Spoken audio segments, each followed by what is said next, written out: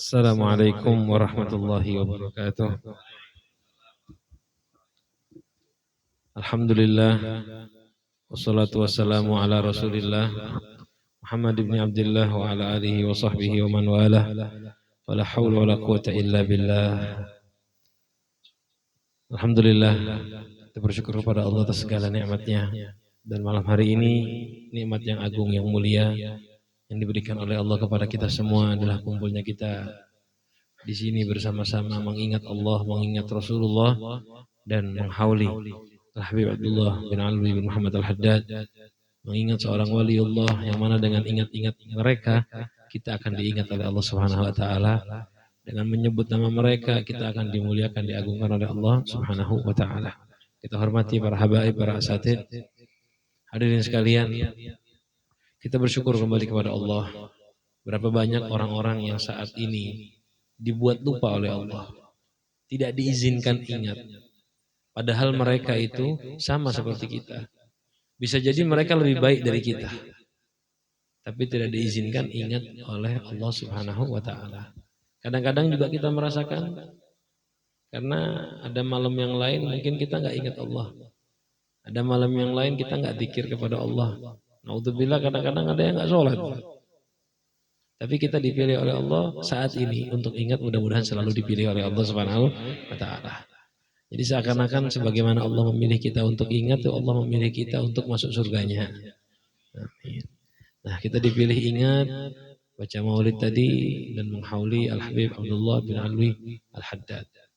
Haul itu lewatnya 1 tahun.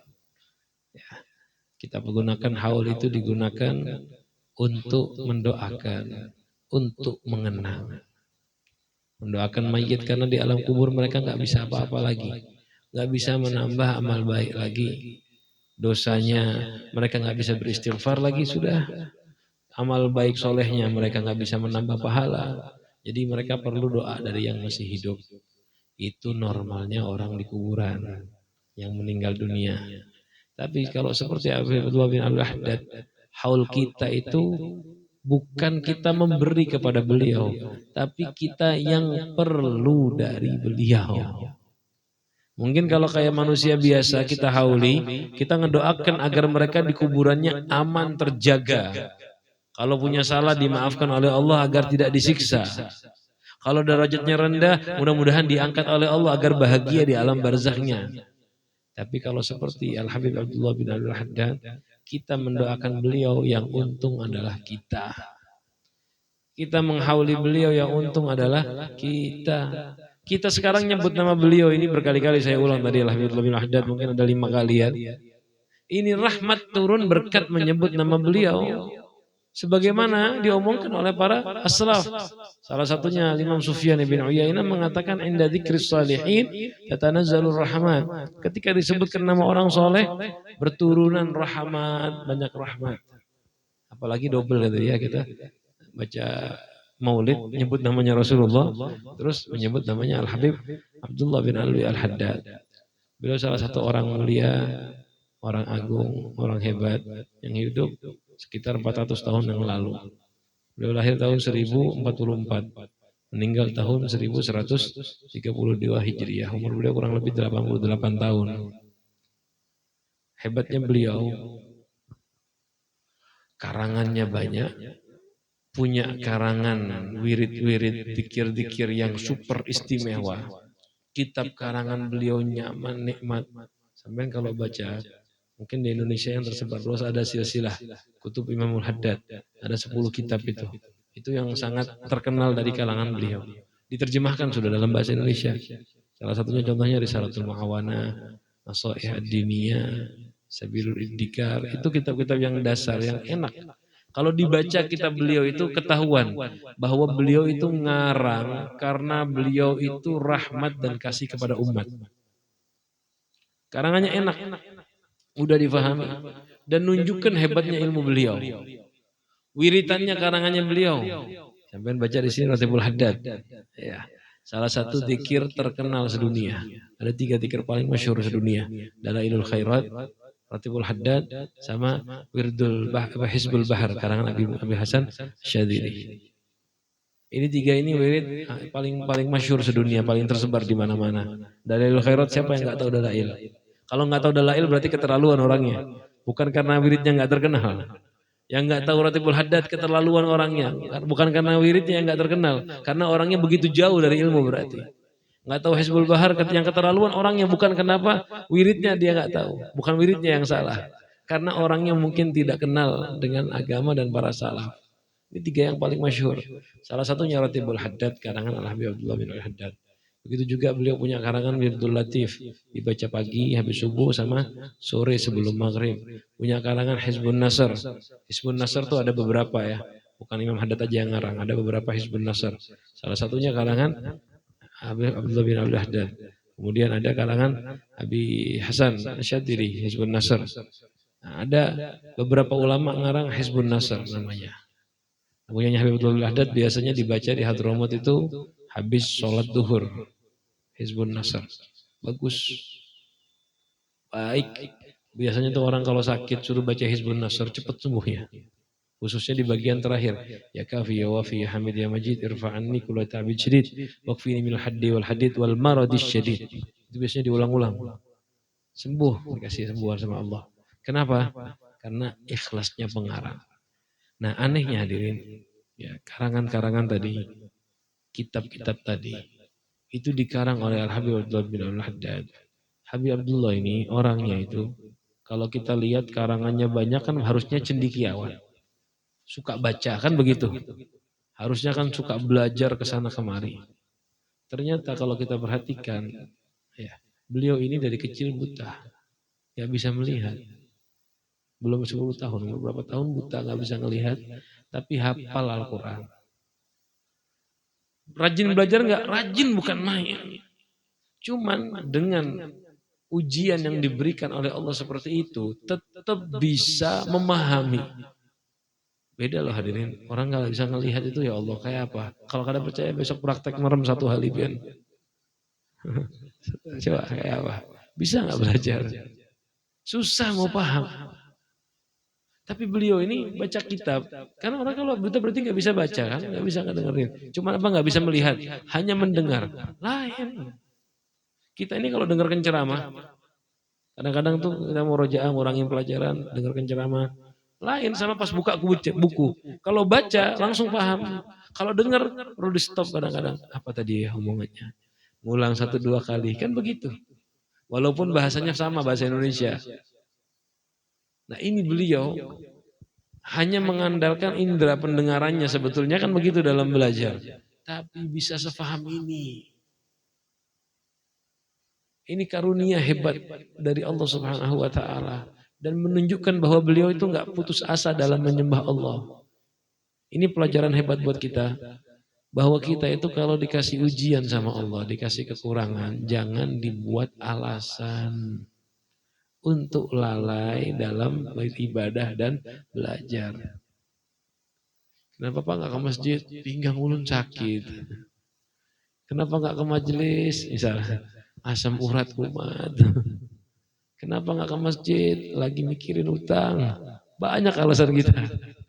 Ada ujian sedikit, kita nggak ibadah. Ada ujian sedikit, kita nggak belajar. Naudzubillah ya kalau ujiannya berat kayak apa kita? Al-Habib Abdullah bin Al-Haddad itu rajin loh belajar. Walaupun nggak bisa melihat. Dan di Banjarbaru ini ada, sampean tahu di rumah sakit idaman Trikora itu dekat Lenggar. Itu ada rumah orang buta. Ada rumah orang buta. Itu mereka itu rajin belajar. Ya memang bukan seperti Habib Abdullah bin Al-Haddad. Cuma kalau pengajian mereka rajin belajar. Kita ini yang punya mata kadang-kadang nggak serajin mereka. Saya juga heran. Pernah pertama kali saya tahu waktu itu ada acara maulidan di Pemko yang baca maulidan tim dari orang buta. Jadi baca maulid habsi pakai hadro penerbangan nggak bisa ngelihat. Sama yang gosira satu juga nggak bisa melihat. Tanya belajar dari mana? Baca buku braille. Braille tahu kan yang pakai titik-titik itu. Bacanya menyentuh. Waktu itu saya baca kitab mengajar mereka baca kitab Bidayatul Hidayah. Minggu depan datang mereka megang kitab seberataan. Ini orang gak ada bisa ngelihat megang kitab. Pas dibuka kalau kita ngelihatnya kosong putih kitabnya kuning ini. Ternyata itu huruf braille. Baca kitab hadirin. Walaupun nggak bisa melihat, tapi belajar baca kitab. Nah kadang ada beberapa orang yang nggak bisa melihat, diberi semangat oleh Allah seperti itu. Nah pertanyaannya, biar semua yang belajar di sini, belajar sama guru Haddad, bawa kitab ada kitab jangan sebenarnya. Baca kitab apa guru di sini? Oh, kitab Manhajus Sawi sama Bidayatul Hidayah. Manhajus Sawi itu besar memang kitabnya. Bidayatul Hidayah banyak terjemahannya. Malah sudah diringkas sama Syekh Abdul Somad namanya Hidayatul Salikin pakai bahasa Melayu. Manhajus Sawi ada terjemahannya juga. Manhajus Sawi ada terjemahan. Ya, itu karangan Habib Zain bin Sumit. Ada terjemahannya dijual. Kita yang bisa ngelihat, beli nggak terjemahannya? Pertanyaannya udah dibeli, dibaca kada? Dibaca kada? Ya Allah. Kita ini dikasih nikmat tapi kurang menggunakannya. Kita cuma pandai beralasan. Tapi Al-Habib bin Haddad umur belum sampai 10 tahun sudah hafal Al-Quran. Dan tumbuh seperti itu. Sampai tahu kitab Muwatta karangan Imam Malik. Hadis itu. Muridnya Habib bin Haddad ada yang cerita, saya hatam sama beliau 40 kali kitab Muwatta. Habib Ahmad bin Zain Al-Habsyiyah. Beliau dalam manaqib Habib Ahmad bin Zain di Risalatul Jamiah di awal itu ceritakan, hatal saya baca sama guru saya Habib Abdullah bin Haddad 40 kali kitab Muwatta. Itu baru beliau satu murid. Murid yang lain kayak apa? Kayak apa? Dan beliau seperti itu, dakwah. Dan hebatnya beliau itu subhanallah kalau sampean belajari Habib Abdullah bin Haddad ini, kita ini banyak baca kitab. Sampean kalau banyak lihat pelajari kitab-kitab, saya dengarkan dari guru-guru kita yang banyak baca kitab. Mereka ngelihat karangannya Habib Abdullah bin Haddad ini salah satu karangan yang paling nyaman, bisa dibaca semua golongan. Sampean asal paham bahasa Arab, seandainya ya ini cuma bahasa kasarannya aja. Paham bahasa Arab, baca kitabnya Imam Haddad. Ya, walaupun ada beberapa kitab yang nggak boleh dipelajari tanpa guru, cuman kebanyakan kitab beliau sampai pelajari baca seorangan, kada usah guru paham. Saking gampangnya karangan beliau. Orang itu begini ya, normalnya manusia, ketika baca sesuatu bahasanya tinggi, sastranya tinggi, yang baca kada paham, kagum kita. Hebat kitabnya berarti ya. Ulun baca kada paham. Hebat enggak? Bahasa sastra tinggi. Sekilas orang kagum begitu hebat. Dulu ada satu Habib di Aidit, di Tarim. Itu beliau tuh kalau ngomong, saya nggak paham. Santri-santri Darul Mustafa, mondok udah 4 tahun. Kalau ngedengerin beliau ngomong nggak ada yang paham. Padahal orang Arab. Bahasanya ngomong pakai bahasa Arab. Nggak pahamnya karena susunan katanya susah. Beliau ahli balaghah dan ahli mantik. Jadi kebiasaan kalau ngomong itu tinggi sekali sastranya. Kita mungkin tahu arti terjemahan kalimat, tapi lari omongannya kemana kada nyambung. Nah, mungkin sekilas kayak normalnya manusia kayak kita. Wah hebat bener lah. Ngomongnya kayak gitu, bahasanya kagum. Tapi ternyata hadirin, yang hebat tuh bukan sekedar yang bahasanya tinggi. Tapi yang hebat itu yang kalau ngomong murid langsung paham, itu yang hebat. Habib Abdullah bin Haddad itu ngarang kitab, nggak pakai bahasa yang terlalu tinggi. Padahal kalau beliau mau mempersulit kitabnya, ibarat kata mau pakai bahasa intelektual, pamer ahli bahasa, bisa. Cuma beliau memilih dengan bahasa yang ringan. Kenapa? Tujuan ngarang kitab itu biar yang baca paham dan mengamalkan. Bukan yang baca kagum dan memuji, bukan. Sampai perhatikan para ustadz, guru. Ya guru-guru di Banjar, guru-guru di Jawa. Mereka kalau ceramah pakai bahasa apa biasanya? Bahasa kampungnya. Kan begitu kan? Kenapa? Ingin yang hadir paham. Nggak kepengen pakai bahasa aneh-aneh. Nggak mau pakai bahasa-bahasa intelektual, bahasa muasir. Enggak. Kenapa sih? Karena tujuan mereka dakwah itu bikin yang hadir paham untuk mengamalkan. Itu tujuan ceramah. Bukan bikin yang hadir kagum, wah bahasanya bagus dan memuji, enggak. Enggak ada gunanya ceramah dikagumi, dipuji, itu enggak berguna. Itu menimbulkan ujub dan ria. Tapi kalau ceramah didengar, difahami, diamalkan, itu yang dicari.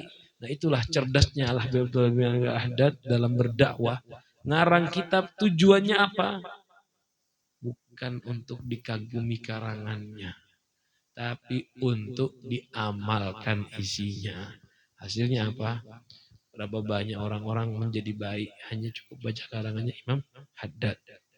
Beliau itu saya seperti Imam Ghazali, cuman caranya beliau lebih ringan. Imam Ghazali punya kitab besar, hebat, Ihya Ulumuddin. Itu dipecah-pecah oleh Al-Habib Abdullah bin Haddad. Ada kayak Risalatul Jami'ah, ringkas. Itu mudah. Orang nggak usah baca Ihya, kepanjangan mungkin kalau kayak kita kada hatam-hatam, apalagi ngamalkannya. Cukup baca kitabnya Imam Haddad namanya Risalatul Muawanah. Risalatul Muawanah. Baca, insya Allah sudah cukup mengamalkannya. Dan mudah. Itulah. Itu yang dimiliki oleh orang-orang soleh, wali-waliullah, rahmat dan kasih kepada umatnya Rasulullah. Rahmat dan kasih mereka mendahului sifat ananiyah, ingin maju terdepan. Artinya rahmat dan kasih mereka kepada umat mendahulukan keegoisan manusia. Kita tuh punya egois, kepengen dibilang hebat.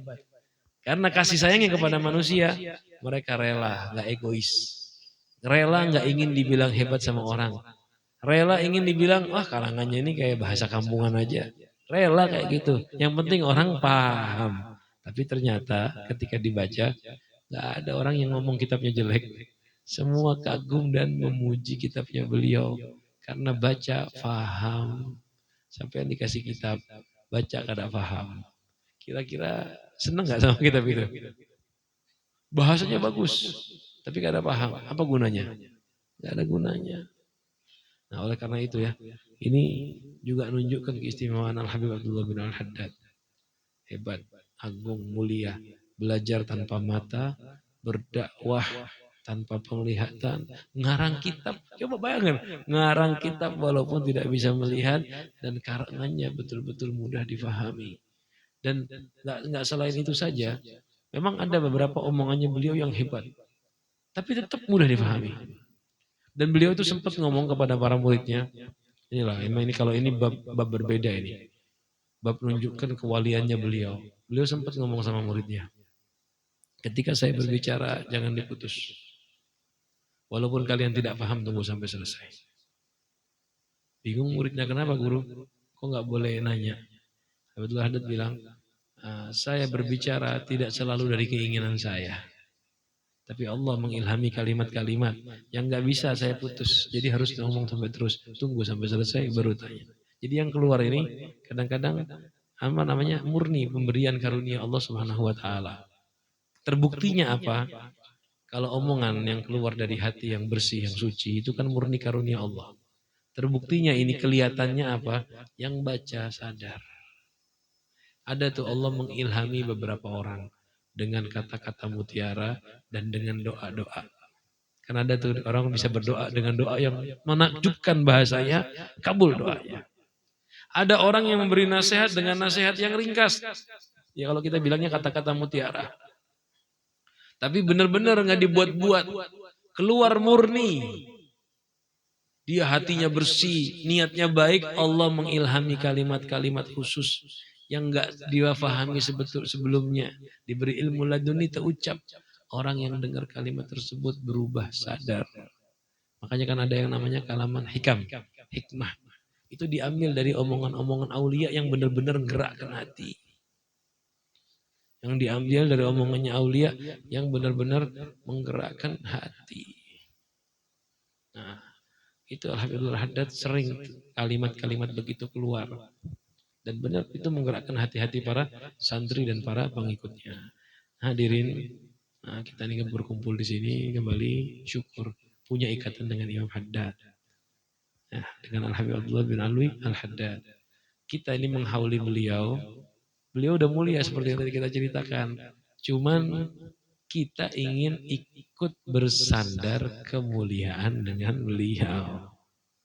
Kita itu ketika memberi orang yang sudah memiliki kekayaan, memberi orang yang sudah pada puncak keagungan, hakikatnya itu kita ingin dapat keuntungan. Bukannya kita yang cari, bukannya kita memberi untung, tapi kita ingin mencari keuntungan. Ada orang kaya tabungannya di ATM 10 triliun, misal.